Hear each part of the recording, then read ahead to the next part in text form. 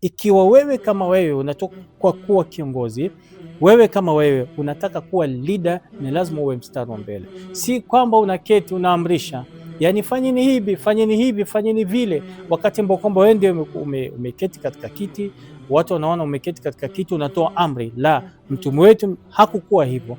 Kuna wakati ambao kwamba huwa tunafanya kazi, tunaingia katika ground, tunaanza kufanya kazi. Utaona baadhi ya watu wao wanashika kazi ndogo ndogo kama ni kuokota karatasi ni, lakini wengine no, wengine wanachukua jembe, wanalimu, wanafanya nini, lakini wale wengine utawapata tu wanachukua makaratasi madogo madogo, na wao ndio wanaongea zaidi.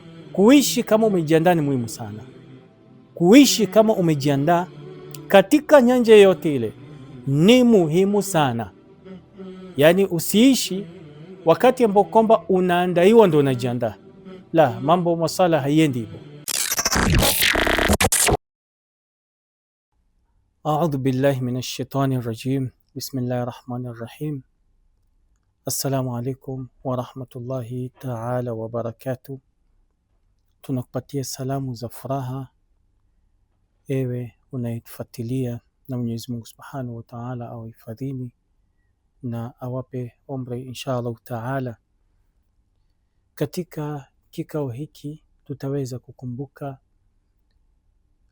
yale ambayo kwamba Imam Ali alayhi salam alikuwa ni mwenye kuchangia katika Uislamu, na ikiwa ni munasaba wa masiku zake za kuzaliwa Imam Ali alayhi salam, na tutaweza kuchukua na kuongea kuhusiana na vita ambayo kwamba inajulikana vita vya Khandak. Taban tutaweza kufanya uchambuzi na mpaka mwisho, kuanzia mwanzo wa vita vya Khandak mpaka mwisho, ili tuone ni yapi ambayo kwamba Imam Ali alikuwa ni mwenye kuweza kuchangia kwa kina zaidi, pasina kupita hapa wala pale. Katika mwaka wa 4 Mtume sallallahu alaihi wa alihi wasallam alikuwa ni mwenye kufukuza kabila mbili, ambalo kwamba ilikuwa ni kabila ya Waarabu na baadhi ya Mayahudi, na nitaweza kusoma katika lugha ya Kiarabu ili tuweze kuninio insha Allah. Anasema kwamba ajila nabii al-akram, yani Mtume sallallahu alaihi wa alihi wasallam aliweza kufukuza kabila mbili. Kabila la kwanza ni kabila la Bani Qainuqa, alafu kabila la pili linaitwa kabila la Bani Nadhir. Huo ni mwaka wa 4 kuelekea mwaka wa 5 baada ya mtume wetu Mtume Muhammad sallallahu alaihi wa alihi wasallam kuhama kutoka mjini Makka kwenda Madina. Sasa ndipo hapo Mtume sallallahu alaihi wasallam aliofukuza na wakatoka Madina wakaelekea upande wa kaskazini mwa jazira la Arabu, na wakawa ni baadhi yao walikuwa ni wenye kwenda mpaka katika sehemu ya Khaybar, yani katika mji wa Khaybar, na wengine wakielekea upande wa Sham. Lakini sasa haya makabila mawili yalikuwa ni yenye kuketi na kuanza kupanga vipi watakuwa ni wenye kurudi na kupigana na Mtume Muhammad sallallahu alaihi wa alihi wasallam, na walikuwa wanatafuta fursa ya kuweza kurudi na kupigana na mtume wetu Mtume Muhammad sallallahu alaihi wa alihi wasallam. Anasema waqad kana alyahud, na walikuwa Mayahudi pia ni mahasimu wa Waislamu, na walikuwa pia wanafuatilia kwa kina hatua zote ambazo kwamba wanazozipiga Waislamu kisiasa, kiuchumi na vitu kama hivyo. Fahum kanu duat at-tauhid, yani Waislam alhamdulillah, mtume wetu Mtume Muhammad sallallahu alaihi wa alihi wasallam alikuja na da'wa ya tauhid. Nakumbuka mtume mwanzo wa Islam alikuja na kilma akiambia watu qulu la ilaha illa Allah tuflihu, semeni kwamba hakuna mola isipokuwa ni Mwenyezi Mungu Subhanahu wa Ta'ala, mtakuwa ni wenye kufaulu. Kwa hivyo Mayahudi walikuwa wanafuatilia kwa karibu sana pia hatua ambazo kwamba Uislam wanakuwa ni wenye kuzipiga. Wakanu yunafisuna almasihiyin, na pia Waislam walikuwa wako katika mstari mmoja na wale ambao kwamba ni manasara, ambao kwamba walikuwa wanafata dini ya Nabii Isa alayhi salam. Kwa hivyo pia wao walikuwa wanawashinda kwa njia moja au nyingine. Alafu anaendelea anasema kwamba fi sultanihim, walikuwa wanawashinda katika nguvu, haithu kanu duata tathlif, wakati ambao kwamba hao manasara walikuwa wanafanya da'wa ya tathlif, Mungu Mwana, Mungu Baba, Mungu Roho Mtakatifu. Na pia walikuwa wanashindwa kukabiliana na utu ambao kwamba ni utu wa mtume wetu Mtume Muhammad sallallahu alayhi wa alihi wasallam, na pia walikuwa wanashindwa kukabiliana na kitabu kipi ambacho kwamba ni kitabu cha Qur'an, ambacho kwamba ni Qur'an ambacho kwamba mtume wetu sallallahu alayhi wa alihi wasallam alikuja nayo. Anasema wali ajli dhalik, na kwa sababu hiyo ijtamaat kalimatuhum, yani hawa watu ambao kwamba wale waliofukuzwa ambao kwamba walienda kusini mwa ama kaskazini mwa jazira la Arabu na wengine wakielekea sehemu za Sham, na Mayahudi pia wakawa ni wenye kuketi pamoja na kuangalia vipi watakuja na mchakato mzima dhidi ya mtume wetu Mtume Muhammad sallallahu alayhi wa alihi wasallam. Faarsalu rusulahum ila Quraish, hatua ambayo kwamba walifanya, walituma wajumbe wao kwenda kwa viongozi wa Quraish, ambao kwamba viongozi wao ni kama nani? Salam ibn Abil Huqaiq, huyu pia alikuwa ni mwenye kutumwa, na Huyai ibn Akhtab pia huyo alikuwa ni mwenye kutumwa, na Kinana ibn Abil Huqaiq pia huyo alikuwa ni mwenye kutumwa. Wote ambao kwamba walikuwa wanatoka kutoka kwa Bani Nadhir, walikuwa wametumwa kwenda kuongea na viongozi wa Quraysh ili waweze kupanga vipi wataweza kupigana na mtume wetu Mtume Muhammad sallallahu alayhi wa alihi wasallam, ambao kwamba wengine pia katika hao walikuwa wanatoka Bani Wa'il. Hawa ambao kwamba walikuwa wanatumwa walikuwa wanatoka kwa Bani Wa'il. Hata qadamu Quraishan, wakawa ni wenye kufika kwa viongozi wa Quraysh kina Abu Sufyan na wengine. Fada'awhum ila harbi rasulillah, wakawa ni wenye kuwaita wawe ni wenye kupigana dhidi ya mtume wetu Mtume Muhammad sallallahu alaihi wa alihi wasallam. Waqalu, na wakasema, inna sanakunu ma'akum, sisi tutakuwa pamoja na nyinyi, hatta nastasila, hadi tuwe ni wenye kufika kwenye kina chake, yani tuwe ni wenye kumwangamiza kabisa. Faqalat lahum Quraish, Makureishi pia wakasema, mnakumbuka mtume wetu Mtume Muhammad sallallahu alaihi wa sallam kabla ya kuhama kutoka Makka kwenda Madina, vipi Makureish walijaribu na wakapanga vipi wataweza kummaliza, na Mwenyezi Mungu Subhanahu wa Ta'ala akawa ni mwenye kumokoa. Nakumbuka katika ile aya ambayo kwamba mtume wetu Mtume Muhammad sallallahu alaihi wa sallam aliyosoma, ambayo kwamba ndio miongoni mwa sababu nuzul ya hiyo aya ni tukio hilo, ambayo kwamba ilikuwa inasema aya yenyewe katika surat Yasin, bismillahir rahmanir rahim, waja'alna min bayni aydihim saddan wa min khalfihim sadda faaghshaynahum fahum la yubsirun, mpaka mwisho wa aya. Kwa hivyo faqalat lahum Quraish wakawajibu hawa mabwana watatu, ya ma'shar al-yahud, enyi Mayahudi, innakum ahlul kitab, nyinyi ni miongoni mwa ahlul kitab, watu ambao kwamba mlioteremshiwa kitabu, wal ilm, na watu ambao kwamba mlipawa elimu, wa ta'lamuna ikhtilafana, na mnajua tofauti zetu ambazo kwamba zipo baina yetu sisi na Mtume Muhammad sallallahu alaihi wa alihi wasallam. Afadinuna khair am dinu, je, dini yetu ni bora au kuliko dini ya huyo Muhammad? Wakiwa wanawauliza, qalu, wakasema, bal dinukum khair, bali dini yenu ni bora zaidi, min dinihi, kuliko dini yake huyo Muhammad, wa antum aula bilhaq, na nyinyi Makuraish mko na haki zaidi. Kisha ndo Mwenyezi Mungu Subhanahu wa Ta'ala, ambaye kwamba hii aya tutakuwa na jalasa khas ya kuongea kuhusiana na hii aya.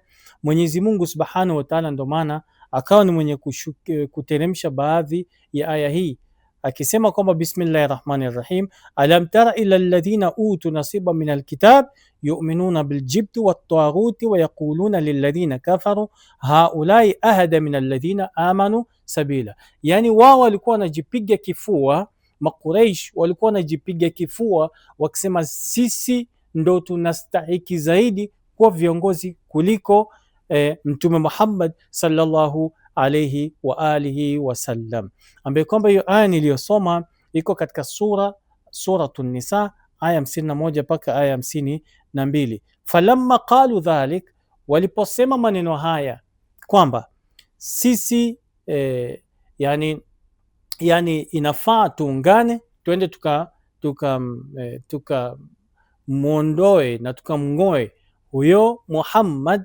Falamma qalu dhalik, waliposema hivyo liquraish, kuambia Makuraish, taru farhan, Makuraish wakaanza kufurahia, wamtala usururan, na wakaanza kufurahia pia, watalbia ma daauhum, na wakawa ni wenye kukubali yale ambayo kwamba Mayahudi wanayasema, Mayahudi wanawaelezea, min harbi rasulillah, yani kupigana na mtume wetu Mtume Muhammad sallallahu alayhi wa alihi wasallam.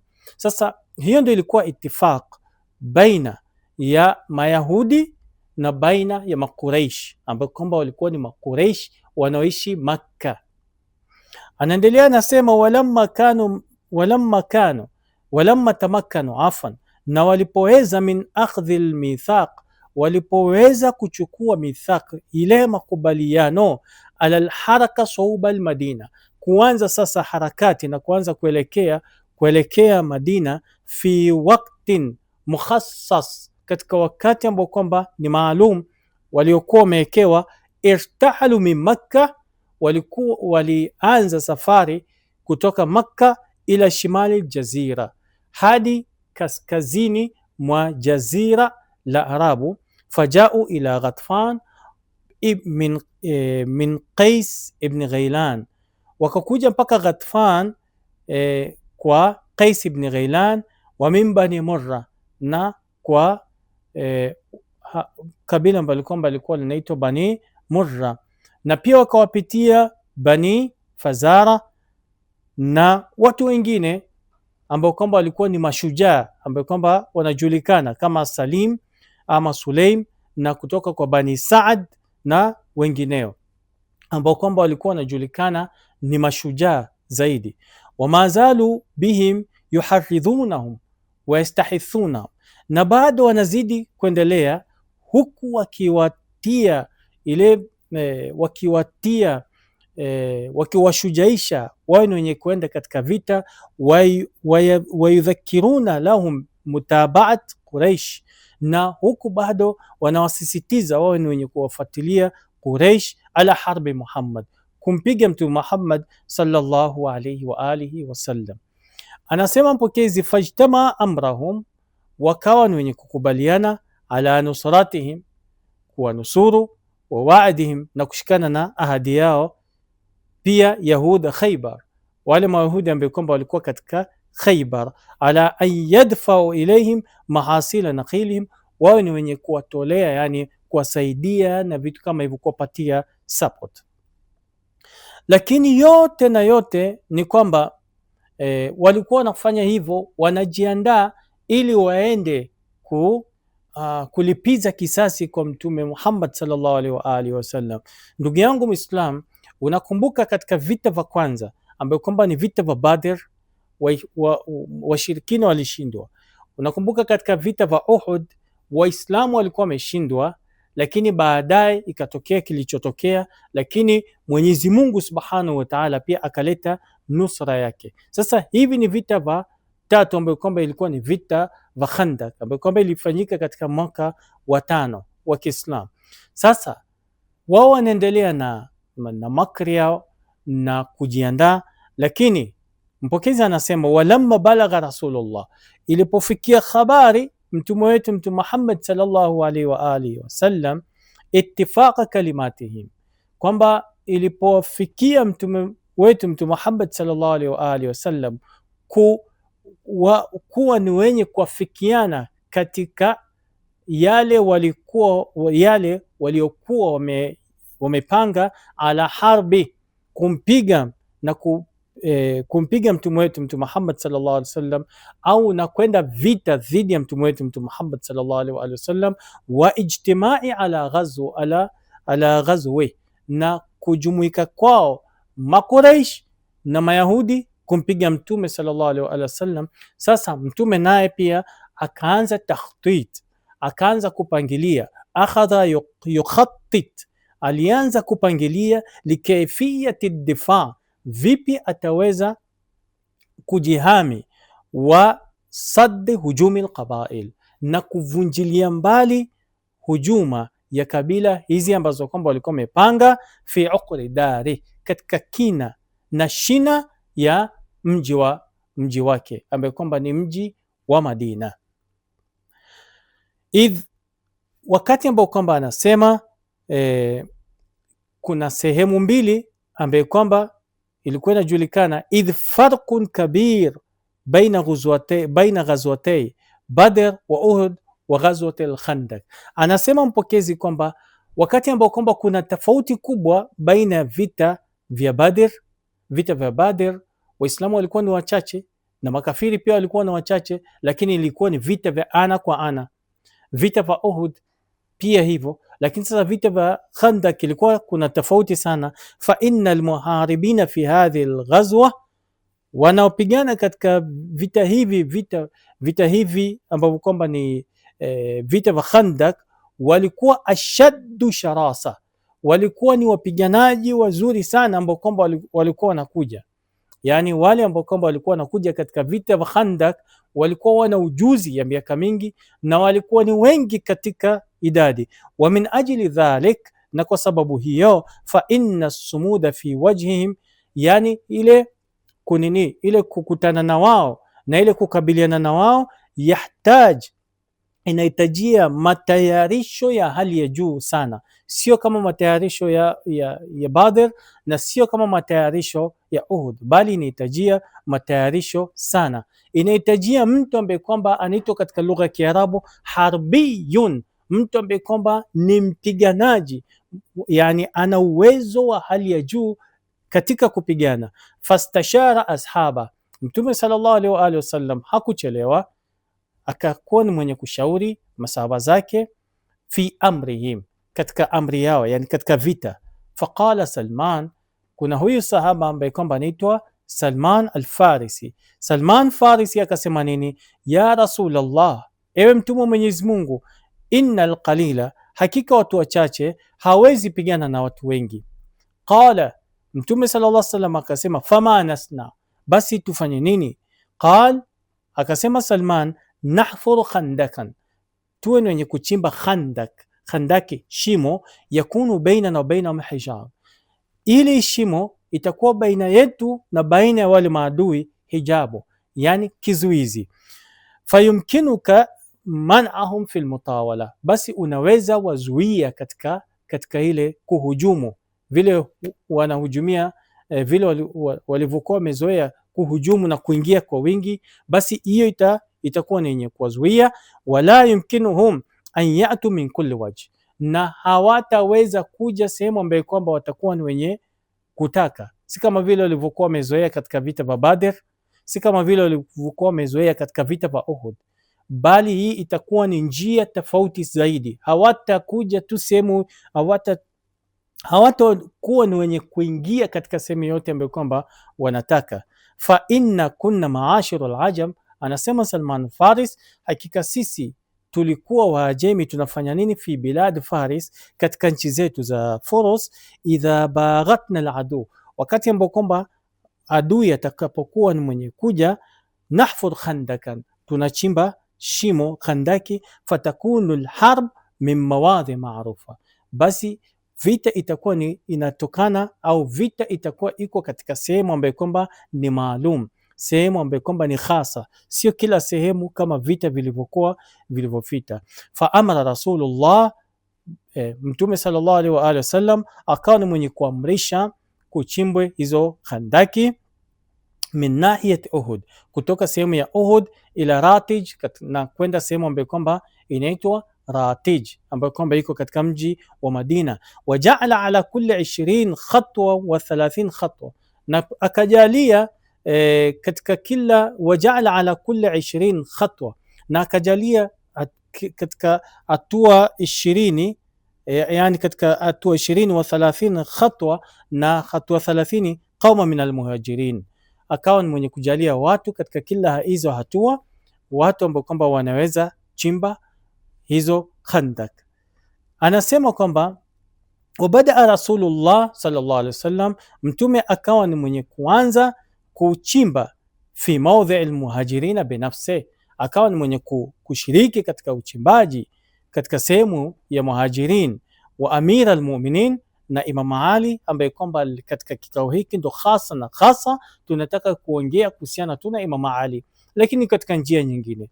Kwa hivyo anasema kwamba wa amira almu'minin, na Imam Ali yanqul au yunqilu turab min alhufra, anakuwa ni mwenye kutoa zile yani mchanga kutoka kwenye shimo, hatta arika Rasulullah, hadi mtume anaonekana kwamba anakuwa ni mwenye kutoa jasho katika kuchimba, yani katika kujitayarisha maadui watakapokuja wasiwe ni wenye kuingia vile wanavyotaka.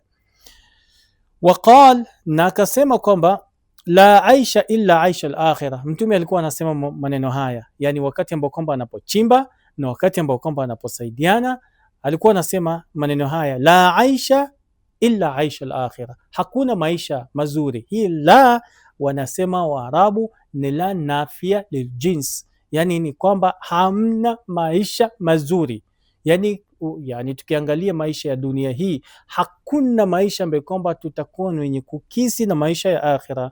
Ndio mtume anasema la aisha, hakuna maisha illa aisha al-akhirah, isipokuwa maisha ya akhira. Allahumma ghafir, e Mola wasamehe, lil ansar, wasamehe maansari, na wasamehe pia wale ambao kwamba ni muhajirin walioama kutoka Makka kwenda Madina.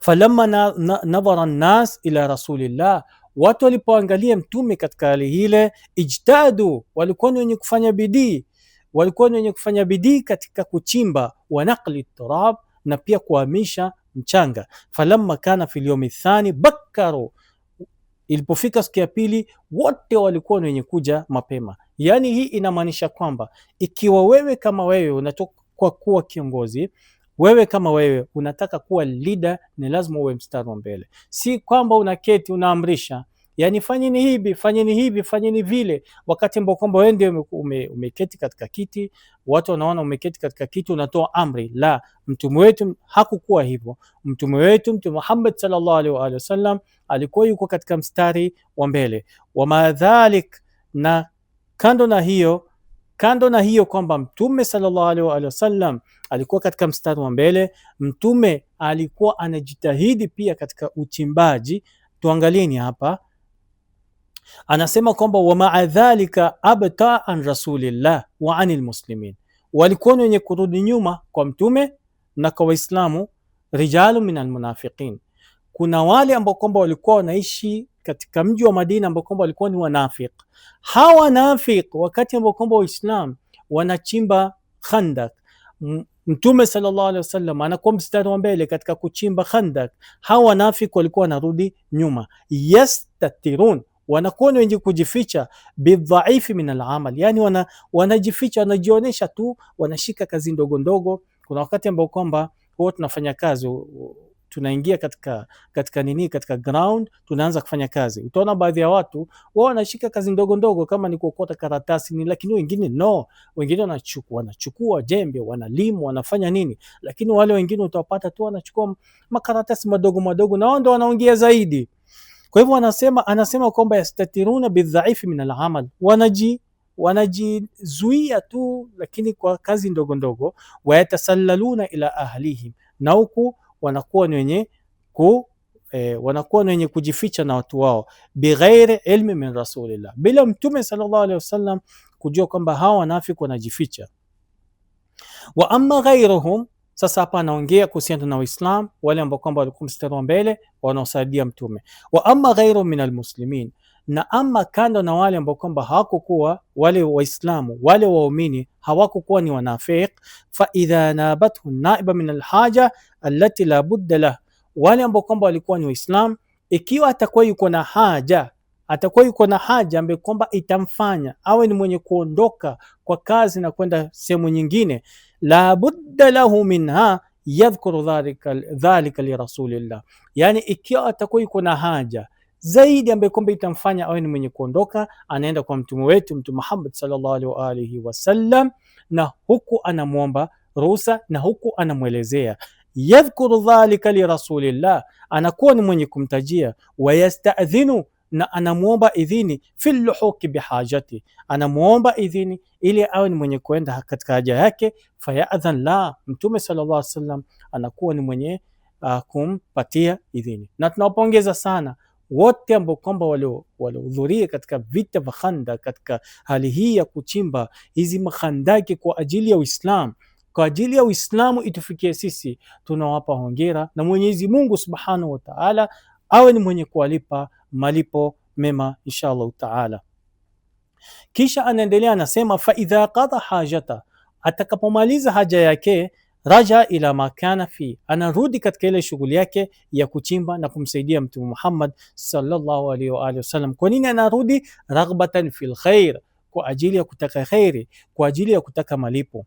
Kisha tumemaliza Madina, turudi Makkah.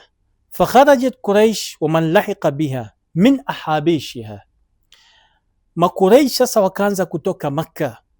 Wa man lahiqa biha, na wale ambao kwamba walikuwa wanakumbana na walikuwa wanafuatana na Makuraish.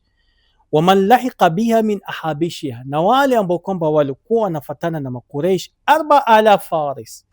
Tuangalieni ndugu zangu Waislamu, wale ambao kwamba walikuwa na farasi wanatoka Makkah walikuwa ni na farasi 4000, 4000 faris walikuwa wanapanda farasi. Wa aqadu liwaa fi dari nadwa wa qadu ma'ahum 800 faras, na walikuwa wamebeba kila kitu katika farasi ambayo kwamba inafika katika farasi ambayo kwamba inafika 800. Wa kana ma'ahum min adh-dhuhr 1500 ba'ir. Allahu akbar. Na pia walikuwa kuna ngamia 500,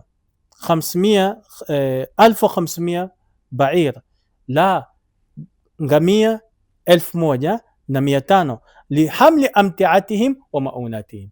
Ngamia zinafanya nini? Zinabeba mizigo zao na zinabeba pia vitu ambavyo kwamba vitakuwa ni vyenye kuwasaidia katika safari.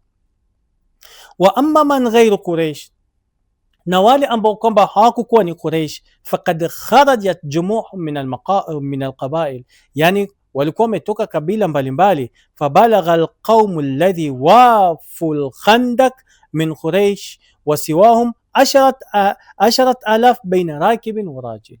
Allahu akbar. Na idadi yao ilikuwa imefika ukikisi na wale ambao kwamba walikuwa Khandak, Waislamu wa Khandak ukikisi, ile idadi tu ambao kwamba walikuwa wanatoka Makka kuja Madina ni watu zaidi ya 10,000, watu zaidi ya 10,000, ukipiga pamoja na ngamia, ukipiga pamoja na zile farasi zingine. Fanazalat Quraish biruma wa wadi al-aqiq, hizi ni sehemu fi ahabishiha wa man indawa ilayhi min al-arab. Walipokuwa wanakwenda kuna watu walikuwa wanaungana na wao. Wa aqbalat Ghatfan, hii ni sehemu, hatta nazalu bizughaba bijanib Uhud, wakafika katika pembezoni mwa Uhud. Na tukisema Uhud, yeye inamaanisha kwamba ni hatua chache uwe ni mwenye kuingia mji wa Madina. Ningependa hapa kutaja neno moja, neno ya Imam Ali ambaye kwamba anaitaja sana katika Nahjul Balagha, na alikuwa sana anawaelezea wale walikuwa naye. Imam Ali katika Nahjul Balagha anasema, wallahi, anapa, ma ghuzia qattu, hawakupigwa watu katu, fi uqridarihim, katika shina na kina ya nyumba yao, illa dhallu, isipokuwa watakuwa ni wenye kubaki wanyonge. Yani hakuna siku watu watapigwa manyumbani kwao katika sehemu ambayo kwamba wanatokea, isipokuwa watakuwa ni wenye kuishi wanyonge na watabaki wanyonge daima na dawama. Yani mtu akuje akupigie wewe nyumbani sehemu ulikozaliwa, akutandike wewe, apige watu wako, akumalize, amalize watu wako, amalize nani wako, kila mtu, yani amalize nyumba nzima, utakuwa wale ambao kwamba watabaki watakuwa ni wenye kuishi na unyonge sana. Lakini sasa hii fikra ya Khandak ilisaidia pakubwa. Sasa turudi kwa mtume wetu, Mtume Muhammad sallallahu alaihi wa alihi wasallam anasema, wa kharaja Rasulullah, Mtume sallallahu alaihi wa alihi wasallam akawa mwenye kutoka, hatta ja'alu dhuhurahum ila sil'in fi 3000 min almuslimin, yani idadi ya Waislamu ambao kwamba ilifika ni Waislamu 3000. Hawa ni 3000 na hawa ni 10,000. Ni wapi kwa wapi? Kuna bwana alikuwa anauliza wakati mmoja katika njia ya kushibihisha, yani kufananisha, ni nani paka na nani panya. Hatusemi kwamba Waislamu ni panya, la, lakini tunataka kutoa hiyo unwani, yani hawa ni 10,000 na Waislamu ni 3000. Wapi kwa wapi? Fadharaba hunalika askaro, Mtume sallallahu alaihi wa alihi wasallam akawa ni mwenye kuandaa askari wake, wal khandak baina wa baina alqaum, wakazunguka zile khandak, ikawa wao kwa sehemu ya ndani ya khandak na wale maadui wako katika sehemu za nje ya khandak, kwa kumaanisha kwamba lau bila khandak hawa makafiri wangekuwa wenye kuingia moja kwa moja Madina, na Madina haingebaki chochote, maana walikuwa wamejiandaa na walikuwa wako na watu wazito katika huo msafara. Bainama kanat Quraish wa hulafauha taju an talqa almuslimina bi Uhud. Sasa makafiri walikuwa wamebaki Uhud, vile tulisema, wao walikuwa wanatarajia kwamba watakuwa ni wenye kupatana na Waislamu katika Uhud, kama vile vita vya Uhud kama walivyozoea, lakini kumbe si hivyo. Waislamu tayari walikuwa washachora bongo yao, washajua kwamba hawa makafiri mpango wao ni huu, lakini sasa sisi ni wenye kuweza kujihami mapema itakuwa ni aula zaidi. Basi ndo maana wakaamua kuchimba Khandak, na ndo maana hapa katika inatupatia nukta moja katika maisha yetu ya kawaida. Kuishi kama umejiandaa ni muhimu sana. Kuishi kama umejiandaa katika nyanja yote ile ni muhimu sana. Yani usiishi wakati ambao kwamba unaandaiwa ndo unajiandaa. La, mambo masala haiendi hivyo. Kila wakati wewe kama ni binadamu aina yote ile, aina yoyote yule, sio Muislam, sio asiyekuwa Muislam, kuishi maisha kujiandaa katika nyanja zote zile ni muhimu sana. Kwa hivyo anasema bainama kanat Quraish wa hulafauha, wakati ambao kwamba Quraish walikuwa na viongozi vao walikuwa kwenye mlima wa Uhud, tarju an talqa almuslimina bi Uhud, walikuwa matarajio yao yote ni kwamba wakutane na Waislamu katika mlima wa Uhud. Falam tajid indahu ahadan, wakati walipofika hakupata Muislamu yoyote pale. Fajawazatuhu ila almadina, wakawa wenye kuelekea hadi Madina. Hatta fajaaha alkhandak, walipofika Madina kitu ambacho kwamba walifanya, walishtuka, kumbe kuna khandak. Walam takun arifa bihadha aluslub min ad-difa, hawakujua njia hii ya kujihami mwanzoni, hawakujua kabisa, walikuwa hawana habari. Farabatul khandak, wakakuwa ni wenye kuzingira ile khandak. Waalimu annahum la yastatiuna iktihama, na wakajua kwamba kumbe tumekwisha, hatuwezi vuka khandak. Wajtiazo, na ile kuvuka, baada juhdin jahid, baada kila bidia wao kujiandaa, wao kuja na watu wazito, wao kuja na kila aina silaha, mawe, mishale, sijui nini.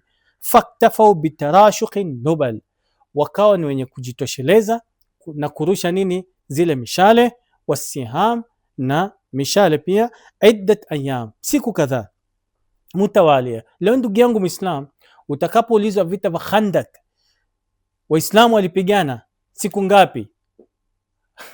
Wengi wetu hatujui. Vita vya Khandak tu, wacha vita vya Uhud, wacha vita vya Badr, wacha vita vya Uhud, vita vya Khandak Waislamu walipigana na preparation ilichukua siku ngapi? Sisi hatujui. Tuko tu tunajua kuna vita vya Khandak, Mtume sallallahu alaihi wasallam alisimama na wakapigana vita au wakachimba Khandak, na hiyo story imeisha. Lakini ile kusema ukweli, utakapoulizwa vita vya Khandak Waislam na wasiokuwa Waislam walipigana siku ngapi, huwezi ambia mtu. Hapo hakuna mtu ambaye kwamba ananini ataweza kukujibu. Lakini sasa ni wachache sana ndio ambaye kwamba watajibu. Lakini sasa anasema kwamba faktafau, washirikina wakajitosheleza kurusha. Sasa ikawa kazi yao ni kurusha nini? Mishale. Iddat ayam, siku kadhaa, baadaye tutajua ni siku ngapi. Mutawalia, yani siku kadhaa ambazo kwamba zinafuatana. Yani inamaanisha kwamba usiku walikuwa wanarusha, mchana walikuwa wanarusha. Kwa nini? Kwa ajili walikuwa hawezi vuka Khandak.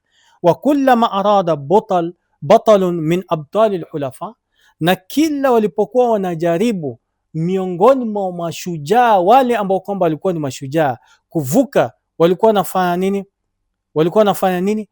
Rumia bilhijara, walikuwa wanarushiwa mawe. Walipokuwa wanajaribu wale maadui kuvuka Khandak, walikuwa wanapigwa na mawe. Tuangalieni ndugu zangu Waislamu, Uislamu umetoka wapi? Uislamu haujakuja tu hivi. Uislamu umekuja na uzito mkubwa sana, tena sana. Kwa hivyo wanasema rumia bilhijara, anarushiwa mawe. Wanubal min khalfi kuthbani rumal, kwa wale ambao kwamba walikuwa ni warushaji, walikuwa wanarusha mawe na wanarusha mshale. Allati nusibat ala atrafi mawaqi almuslimin, waqad istamarat alhal, na hali hiyo iliendelea mpaka 15 yawman au azyad. Allahu akbar. Hali hiyo ya vita iliendelea karibu siku 15. Siku 15 si mchezo. Yani hiyo tu hali ya kurushiana iliendelea siku 15.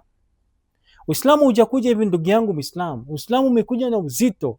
Tuangalieni hali ya mtume wetu ilivyokuwa, tuangalieni Waislamu vile walivyobaki na wakabaki na mtume wetu Mtume Muhammad sallallahu alaihi wa alihi wasallam, na wakawa wako na yaqini, wakawa wako na thabat, wakawa wako na uhakika kwamba hii njia ndio sahihi, na wakabaki pale pale, hawakwenda kokote kule. Karibu wiki 2 wanafanya hivyo. Ni imani aina gani ambayo kwamba walikuwa nayo? Na sisi tujiangalie, tuna imani aina gani ambayo kwamba tunaweza kuwa ni wenye kufanyia Uislamu kazi, tukijaribu kujiunganisha sisi na wale ambao kwamba waliosimama na kupigana vita katika hii Khandak. Tunajiona kwamba ni alfarqu baina as-samai wal ardh, au alfarqu baina al-mashriq wal maghrib. Kuna mmoja ambaye kwamba anasema, mmoja wapokezi anasema, kana almushrikun, washirikina walikuwa yatanawabuna bainahum, wanakuwa wanajipatia ile nauba, hawa wakitoka hawa wanaingia, hawa wakiingia hawa wanatoka. Fayaghdu Abu Sufyan ibn Harb fi ashabi yawman, yani Abu Sufyan anatoa watu wake, wa Khalid ibn al-Walid yawman, na Khalid ibn al-Walid pia anatoa watu wake. Wayaghdu, na pia anaingia nani? Amr ibn al-As yawman, Amr ibn al-As pia anaingia siku moja, wa Hubeira ibn Abi Wahab pia anaingia siku nyingine, wa Ikrama ibn Abi Jahal, huyu Ikrama ni mtoto wa Abu Jahal, yauman wa Dharar ibn al-Khattab pia alikuwa na siku zake, Al-Fihri pia wakati wake alikuwa anaingia, kuna siku alikuwa anapatiwa nafasi na watu wake. Fala yazaluna yujiluna khailahum, walikuwa wanabaki wanazunguka na mafarasi zao na nini, wayatafarakuna marra, na huyu anapita pale, huyu anapita pale na farasi wake, wajtamiuna marra, wanakutana wakati mwingine, wayunawishuna almuslimina yuqaddimuna rumatahum fayarmun, na huku wanawatishia Waislam na ni wenye kuja na wale warushaji wao wakitishia Waislam. Fala yazaluna afan wa idha Abu Sufyan fi khayli yutifuna bimadhik min al-khandaq faramahu al-muslimin. Abu Sufyan pia alikuwa wakati alikuwa anataka kuvuka Khandaq, lakini Waislam wanakuwa wenye kuoda, yani hakuna aliyeweza kuvuka Khandaq, hakuna mtu ambaye kwamba aliyeweza kuvuka Khandaq. Na hapa ndo tunakuja sasa kwa ni nani ambaye kwamba alivuka Khandaq na ilifanyika nini. Hii ndo nukta ambaye kwamba baadaye tutakuja. Hata rajau, hadi wakarudi, wakana Ubad ibn Bishr alzama nas, alikuwa huyo Ubad ibn Bishr alikuwa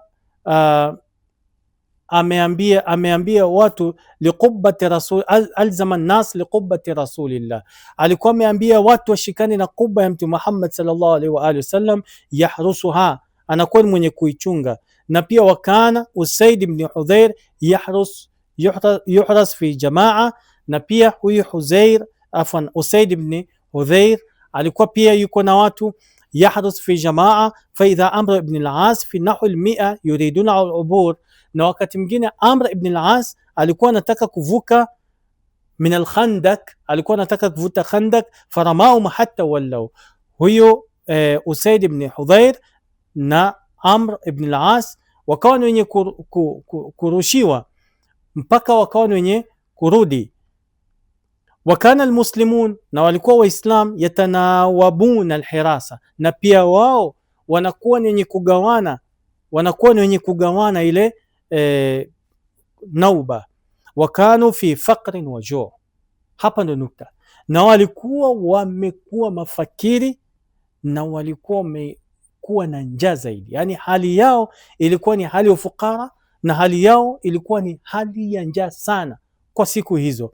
Wakana Amr ibn al-As wa Khalid ibn al-Walid, Amr ibn al-As ambaye kwamba alikuwa upande wa shirikina, wa Khalid ibn al-Walid ambaye kwamba alikuwa upande huo, kathira matlubani Gaza, walikuwa wanatafuta vita wa madhika min al-Khandaq, na walikuwa pia wanataka kuvuka ile Khandaq, yaktahimani, walikuwa wanataka kuivuka. Fakanat lilmuslimina maaha waqai fi tilka layali, vita vilikuwa vinawaka katika usiku ule. Faaqama Rasulullah, Mtume sallallahu alaihi wa alihi wasallam walibaki pale, walmushrikun, na washirikina, bid'a wa 20 leila. Pia hapa imezidi tena, yani masiku kadhaa, na yani siku 20 na zaidi. Hii ni riwaya nyingine. Fabainama nas ala dhalik, wakati ambao kwamba watu walikuwa katika hali hile ya vita, shika ni kushike, kuviziana, min alkhawf, katika khawf, walbala, na bala, walam yakun qital illa alhisar, na haikukuwa vita isipokuwa ni hisar.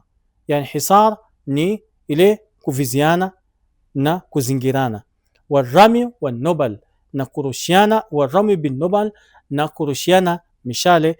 Illa anna fawaris min Quraish minhum Amr ibn Abd Wud, isipokuwa kuna mmoja ambaye kwamba alikuwa ni shujaa zaidi, ambaye kwamba anaitwa Amr ibn Abd Wud. Huyu bwana ndiye ambaye kwamba inshallah baadaye tutakuja kuelezea. Huyu bwana ndiye ambaye kwamba aliweza kuvuka ile Khandaq peke yake. Wa Ikrama ibn Abi Jahal, na huyu mtoto Abu Jahal pia alikuwa ni mwenye kunini. Hawa watu watatu, Ikrama ibn Abi Jahal wa Dharar ibn al-Khattab wa Hubeira ibn Abi Wahab, talabbasu lilqital, walikuwa wameamua sasa ni mbaya mbaya, tupigane. Talabbasu lilqital, walikuwa wameamua kupigana. Wa kharaju ala khuyulihim, na wakatoka na farasi zao. Hata marru ala manazil bani Kannana, walipita katika hizi manyumba za katika nyumba za bani Kannana. Wa waqafu, na wakasimama. Faqalu, na wakasema kwamba tahayyau lilharb, jiandaeni kwa vita, yani kwa kuambia hao bani Kannana, tahayyau lilharb, jiandaeni na vita, ya bani Kannana, enyi bani Kannana, fasata'lamuna manil farasan alyawm, mtajua leo, siku ya leo ni nani shujaa. Thumma aqbalu, kisha wakaenda wanaharakisha sana. Hata waqafu ala alkhandak, wakawa wenye kusimama kwa khandak, wakawa wenye kusimama kwa khandak. Hawa watu ambao kwamba tumekuwa wenye kuwataja, wa kwanza kabisa ni Amr ibn Abdiwud wa Ikrama na Dirar ibn al-Akhtub na Hubaira ibn Abi Wahab, wakawa wenye kusimama kwa khandak. Hata waqafu ala al-khandak, wakasimama kwenye khandak. Faqal, wakasema wallahi, hakika inna hadhi la makida ma kanat al-arab takiduha, hakika hivi ni vitimbi ambavyo kwamba Waarabu hakuna siku ambayo kwamba wamekuja na vitimbi aina hivi, vitimbi vya kukomaa. Thumma yammamu shatrahum makana min al-khandaq dayikan, kisha wakaanza kuelekea katika sehemu ya khandak ambayo kwamba ilikuwa ni ndogo sana. Fadharabu khuyulahum, wakawa wenye kupiga farasi zao. Fajalat bim hatta abara al-khandak, wakawa ni wenye kukimbia mpaka farasi zao zikawa ni zenye kuvuka khandak. Fatalaba Umar ibn Abdiwud al-Baraz marra baada ukhra ila an irtajaza biqawli, baada ya kuvuka huyu bwana ambaye kwamba anaitwa Amr ni Amr ibn Abdiwud, akawa ni mwenye kwanza kujipiga kifua kwa Uislamu. Tokeni, ni nani ambaye kwamba anaweza jitokeza ili tupigane naye na ili tusimame naye. Wadda al-Baraz marra ukhra, afwan tumesoma, akaanza kusema maneno haya, bijami'ikum hal min mubariz, kwa wingi wenu nyinyi na kwa mkusanyiko wenu nyinyi Waislamu, kuna mtu ambaye kwamba anaweza jitolelea awe ni mwenye kupigana na mimi. Walakad bahahtu minan nida mawqif al-qarn al-munajiz, mpaka mwisho wa maneno yake. Yani ile anataka kuelezea kwamba kuna mtu ambaye kwamba anaweza pigana na mimi. Mimi nimetamani sana mmoja wenu awe ni mwenye kujitokeza katika masiku mengi ambayo kwamba tumekuwa hapa, nimetamani sana mmoja wenu awe ni mwenye kujitokeza. Thumma qala an-nabi, Mtume sallallahu alaihi wa alihi wasallam alikuwa katika hali hiyo, anamuona Amr ibn Abdiwud. Thumma qala an-nabi, kisha Mtume sallallahu alaihi wa alihi wasallam akasema li ashabi, kuambia watu wake, thalatha marrat, mara tatu, ayyukum yabruz li Amr, ni nani ambaye kwamba atakayeweza kubariziana na huyo Amr, wa udhminu lahu ala Allahi aljanna, atakayetoka kubariziana na Amr ibn Abdiwud, mimi nitamdhaminia pepo. Fi kulli marratin, Mtume sallallahu alaihi wa alihi wasallam alikuwa kila mara akisema yaqumu Ali, anasimama Imam Ali alayhi afdalu salatu wassalam.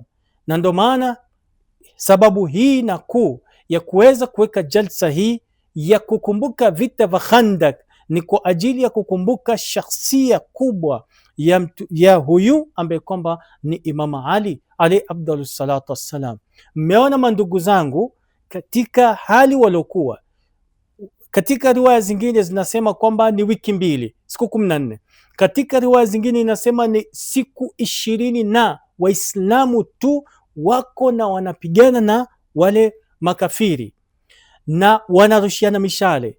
Hakuna kuondoka katika sehemu hiyo, hakuna kufanya kazi, kila kitu imesimama, vakula vimepungua, hali imekuwa ni ngumu, lakini wamesubiri na kusubiri zaidi. Lakini imefika leo Amr ibn Abdiwud amevuka Khandak, na katika historia wanasema Amr ibn Abdiwud alikuwa ni mtu mkubwa sana, yani alikuwa ni giant, alikuwa ni mtu ambaye kwamba ana uwezo, alikuwa ni mtu ana nguvu zake. Kwa hivyo Mtume sallallahu alaihi wa alihi wasallam aliposema kwamba hal min mubariz, je, ayukum yabruz al-amr, ni nani kwenu nyinyi ambaye kwamba atajitoza na kupigana na Amr, udhminu lahu ala Allah aljanna, nitakuwa ni mwenye kumdhaminia pepo. Fi kulli marra, kila mara, kana yaqumu Ali, Imam Ali alikuwa anasimama, fastadana wa ammama biyadihi, Mtume sallallahu alayhi wa alihi wasallam akawa ni mwenye kumkubalia, wa ammamahu biyadihi, na akawa ni mwenye kumvisha amama yake, kilemba chake. Falamma baraz, wakati alipotoka kubariziana kwa ajili, Mtume aliuliza mara 3, ni nani ambaye kwamba atakayebariziana na Amr ibn Abdi Wud? Hakuna mtu ambaye kwamba aliongea. Imam Ali alisimama akasema, mimi ewe Mtume Muhammad sallallahu alaihi wa alihi wasallam, ambaye kwamba wakati huo alikuwa ni kijana mdogo, wakati huo alikuwa ni kijana ambaye kwamba ni mtiifu kwa mtume wetu Mtume Muhammad sallallahu alaihi wa alihi wasallam. Rahma na amani za Mwenyezi Mungu Subhanahu wa Ta'ala imfikie huyu Imam Ali, imfikie huyu Asadullahi al-Ghalib, ambaye kwamba anajulikana kuwa ni simba wa Mwenyezi Mungu Subhanahu wa Ta'ala, simba mshindi wa Allah Subhanahu wa Ta'ala. Anasema falamma baraz, wakati ambao kwamba alitoka kubariziana, qal, akasema, baraza al-imanu kullu, imeondoka imani yote, imebarizi imani yote, ila shirki kullihi, kuelekea kwa shirki yote. Yani Imam Ali wakati ule alikuwa anabeba rams, anabeba alama yote ya Uislamu, alikuwa anabeba tauhid, alikuwa anabeba risala, ujumbe wa Mtume Muhammad sallallahu alaihi wa alihi wasallam kwenda kwa kufra ambaye kwamba ilikuwa imebebwa na makafiri wote, kina Abu Sufyan, kina Amr, kina nani, kina Khalid ibn al-Walid na wengineo ambao kwamba walikuwa wamedhihirisha shirki yote, Mayahudi ambao kwamba walikuwa wameamua hakuna kurudi mpaka tummalize Mtume Muhammad sallallahu alaihi wa alihi wasallam. Ndio maana Mtume akasema, barazal imanu kullu, imani yote imebarizi, ila shirki kullihi, kuelekea kwa shirki yote. Waqal, akasema, Allahumma, e Mola, innaka akhadhta minni, umechukua kutoka kwangu nani? Ubaidata ibn al-Harith, umechukua kwangu mimi Ubaida ibn al-Harith wa kwanza. Wa pili, yauma Badrin, siku ya Badr ulimchukua Ubaida ibn al-Harith. Siku ya pili ukamchukua nani? Wa Hamza, na ukamchukua Hamza. Siku gani hiyo? Yauma Uhud, siku ya Uhud. Wakati ambao kwamba ndugu yangu Muislam unakumbuka kwamba Hamza wakati ambao kwamba alikatwa utumbo wake na maini yake kaanza kuliwa. Wa hadha akhi, sasa akasema Mtume sallallahu alaihi wa sallam, hapo ndo Imam Ali anaelekea kubariziana na Amr ibn Abdi Wud. Akasema Mtume sallallahu alaihi wa sallam, wa hadha akhi Ali ibn Abi Talib, ndo huyu kaka yangu, ndo huyu ndugu yangu ambaye kwamba ni Ali ibn Abi Talib. Akaomba Mwenyezi Mungu akasema, Rabbi la tadharni farda, Mola wangu siniwache peke yangu, wa anta khairul warithin, na wewe ni mbora wa wanaorithi. Waqala al-Waqidi, kuna bwana ambaye kwamba ni mpokezi anaitwa Waqidi, akasema kwamba innal muslimina, hakika Waislam, kaanna ala ruusihim tayr, ni kama juu yao kulikuwa kuna ndege, limakan Amr wa shujaatihi, kwa ajili, yani ni kama juu yao kulikuwa kuna ndege, kwa kumaanisha kwamba Amr ibn Abdi Wud alikuwa akionekana pindi ambapo kwamba watu walipokuwa wanamuona, alipokuwa akionekana, madhahari yake ilikuwa ni madhahari ya kutisha.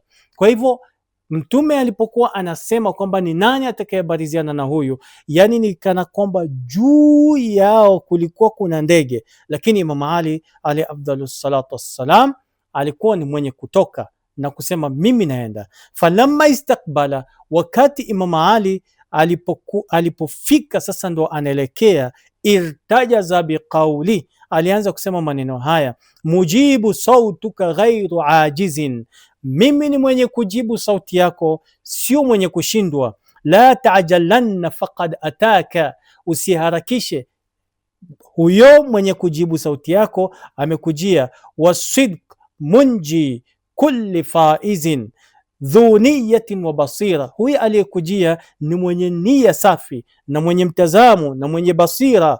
Alayka naihat aljanaizi inni la arju an uqima yabka dhikruha inda alhazaizi min darbati najla. Faqala lahu Amr, aliposema maneno haya Amr akawa akasema, waman anta, na wewe ni nani ambaye kwamba unaniambia maneno haya? Qal, Imam Ali akasema kwamba ana Ali, mimi ni Ali. Qal, akasema kwamba ibn Abdi Manaf. Amr ibn Abdi Wud akasema kwamba ni Ali ibn Abdi Manaf, yani babu yake. Faqal Ali ibn Abi Talib, mimi ni Ali ibn Abi Talib. Faqal, akasema ghairuka ya ibn akhi, aje ambaye kwamba sio wewe, ewe mtoto wa ndugu yangu. Wa min a'mamik man huwa asannu mink, kuna watu ambao kwamba wako na umri kukuliko wewe. Fa ana akra an uhriqa damak, mimi naogopa zaidi kumwaga damu yako. Anasema mpokezi, aqbala Amr, alikuja Amr yaumaidhin wa huwa faris wa Ali rajil, yani Amr ibn Abdi Wud alikuwa ana farasi mkubwa na yeye pia na ukubwa wake, lakini mama Ali anakuja hali anatembea. Faqala lahu Ali, akamwambia Ali, innaka kunta taqulu fil jahiliya, wewe ulikuwa unasema wakati wa jahiliya, la yad'uni ahadun ila wahidatin min thalath illa qabiltuha, hakuna mtu ambaye kwamba ataniita katika mambo matatu isipokuwa mimi nitakuwa ni mwenye kukubali. Qal, akasema ajal, ndio. Qala Ali, Imam Ali akasema, fa inni ad'uk, mimi sasa ninakuita, an tashhada, ya kwamba ushuhudie, an la ilaha illa Allah, ushuhudie kwamba hakuna mola isipokuwa ni Allah subhanahu wa ta'ala, wa anna Muhammadan rasulullah, na kama Muhammad mtume wa Mwenyezi Mungu, rasul wa anna Muhammadan rasulullahi, wa uslimu lillahi rabbil alamin, na mimi wa uslimu lillahi rabbil alamin, na mimi mwenyewe najisilimisha kwa Mola ambaye kwamba ni mlezi wa walimwengu. Qal, akasema yabna akhi akhir hadha anni, chelewesha, toa hiyo, weka mbali kabisa. Abdi Wud ndiye ambaye kwamba anasema fa ukhra tarji ila biladik. Imam Ali akamwambia tena, fa ukhra tarji ila biladik, basi nyingine rudi mjini mwako. Fa in yakum Muhammadun sadika kunta anta ashadun nas, ikiwa mtume ni wa kweli basi wewe utakuwa ni mwema wa watu. Wa in kana ghairu dhalika kalladhi turid, na kama sio hivyo ambaye kwamba unavyotaka basi utakuwa ni utapata mambo mengine. Qal hadha ma la tatahaddath bi nisa'u Quraish abadan, akasema Amri ibn Abdi Wud, hii ni maneno ambayo kwamba hakuna, yani wanawake wa Quraish hawaongei kuhusiana nayo katu. Waqad nadhatu ma nadhat wa haramtu duhun, yani Amr ibn Abdi Wud tayari alikuwa ameshaamua kwamba hapa hakuna kubaki mtu. Qala fa thalitha, akasema ya tatu, qala albaraz. Qala fadhahika Amr, yani Imam Ali akamwambia ya tatu ni vita. Imam Ali alimwambia kwanza shuhudia, akakataa, au toa shahada, akakataa. Ya pili akamwambia kwamba rudi mjini mwako, akakataa. Ya tatu akamwambia sasa ni vita. Qal fadhahika Amr thumma qal, kisha akasema inna hadhihi alkhasla ma kuntu adhunnu anna ahadan min alarab yarumani alaiha inni la akra an aqtula mithlak, akasema mimi naogopa kuwa mtu kama wewe. Wakana abuka li nadiman, baba yako alikuwa ni rafiki yangu ambaye kwamba ni Abu Talib. Farji fa anta gulam, yani wewe rudi, ni bado kijana mdogo sana.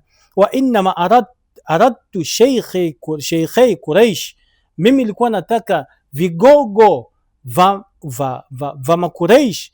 Qal, akasema faqala Ali, akasema Imam Ali, fa inni ad'uka ila almubaraza, hakika mimi nakuita tupigane.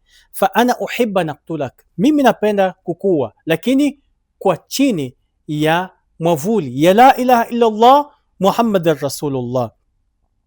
Faasafa Amr akawa ni mwenye kukasirika, wanazal, akashuka kutoka kwa farasi, wa aqala farasa au aqala farsa, na akafunga farasi wake, wasalla saifa, na akatoa upanga wake, kaannahu shu'la nar, yani ile farasi wake ilikuwa ina ng'ara ni kama nenge ya moto.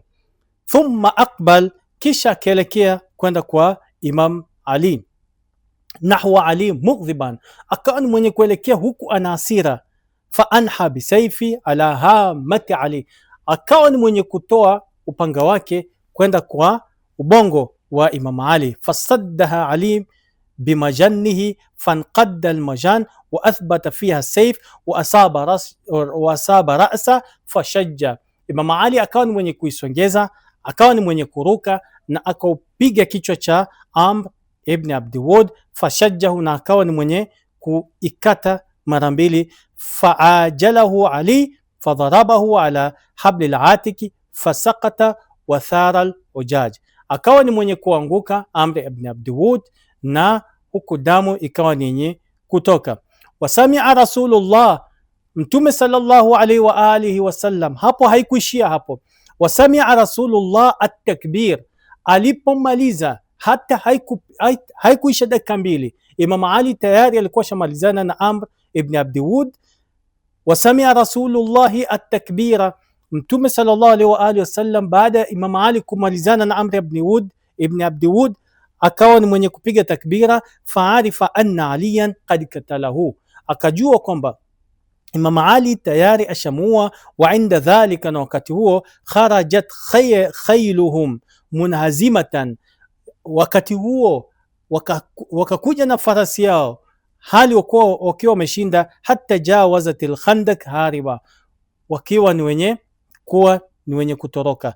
Afwan, wa inda dhalika, hapa si utarekebisha, wa inda dhalika kharajat khiyaluhum munhazima, wakati huo wakawa ni wenye kutoroka, kwanza kujiandaa wakafiri na kutoroka. Thumma aqbala Ali, kisha Imam Ali alayhi salam akawa ni mwenye kuja na kurudi nahwa Rasulullah, kumwelekea mtume wetu Mtume Muhammad sallallahu alaihi wa alihi wasallam, yatahallalu, huku akisema la ilaha illa Allah, la ilaha illa Allah. Imam Ali thumma anshada yaqul, kisha Imam Ali akawa ni mwenye kuanza kusema maneno haya.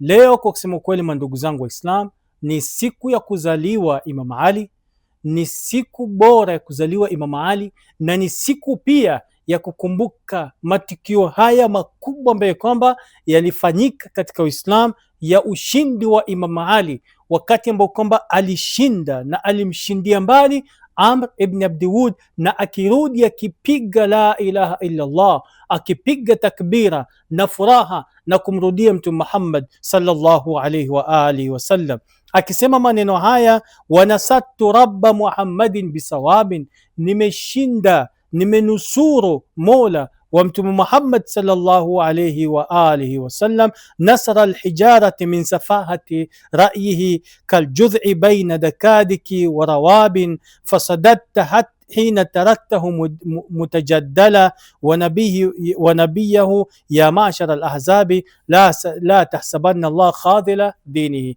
Yani msichukulie kwamba Mwenyezi Mungu subhanahu wa ta'ala ni mwenye kufumbia macho dini yake.